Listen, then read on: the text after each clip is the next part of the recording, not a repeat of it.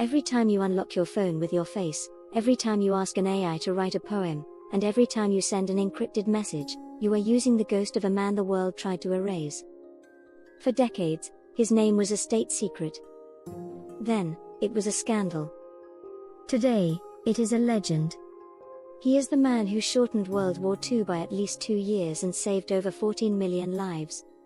But more than that, he is the architect of the very logic that runs our civilization. This is the story of Alan Turing, the marathon runner, the codebreaker, and the father of artificial intelligence who had to wait 60 years for the world to say thank you. Alan Turing was never normal.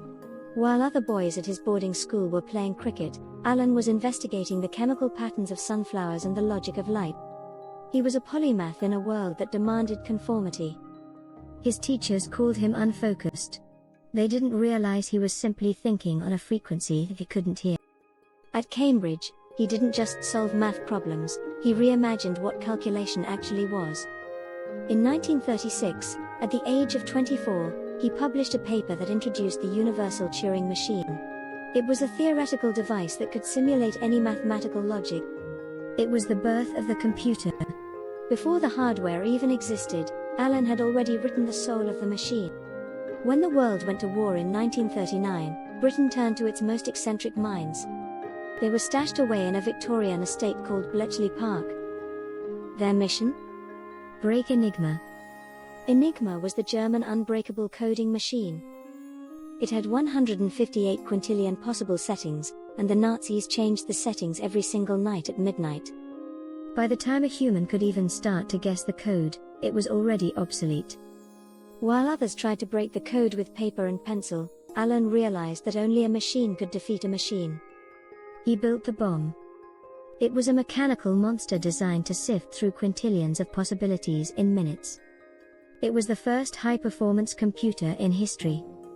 Every morning, Turing's machines read the German High Command's mail. The Allies knew where the U-boats were. They knew where the supplies were. They knew the war was winnable. After the war, the world forgot Bletchley Park. The work was classified. Turing moved to Manchester and turned his mind to the ultimate frontier: can machines think?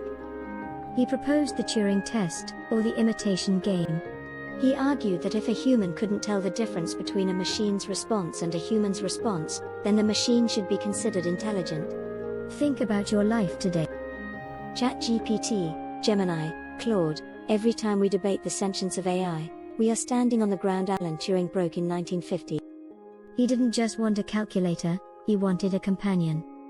In 1952, Alan Turing's house was burgled. When he reported it to the police, the investigation took a dark turn. Alan was an openly gay man in a time when homosexuality was a crime in the United Kingdom.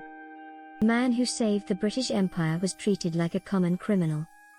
He was given a choice: prison or chemical castration. He chose the latter to avoid jail so he could continue his work. The hormones ravaged his body and his mind. He was stripped of his security clearance. He was followed by spies. The world's greatest asset was now seen as its greatest liability. On June 7, 1954, Alan Turing was found dead. Beside his bed was a half-eaten apple laced with cyanide. He was only 41 years old. History is a slow machine, but it eventually finds the truth. In 2009, the British Prime Minister issued a public apology. In 2013, the Queen granted him a posthumous royal pardon. But his greatest pardon didn't come from a monarch, it came from the 21st century. In 2021, the Bank of England placed Alan Turing on the £50 note. Behind his portrait are the words, "This is only a foretaste of what is to come, and only the shadow of what is going to be." Alan knew. He knew that the shadow he was casting would eventually cover the entire planet. Alan Turing died in the shadows, but he left us a world made of light. Every time you open a laptop, you are witnessing a miracle that he imagined before you were even born. We often think that geniuses change the world with their answers.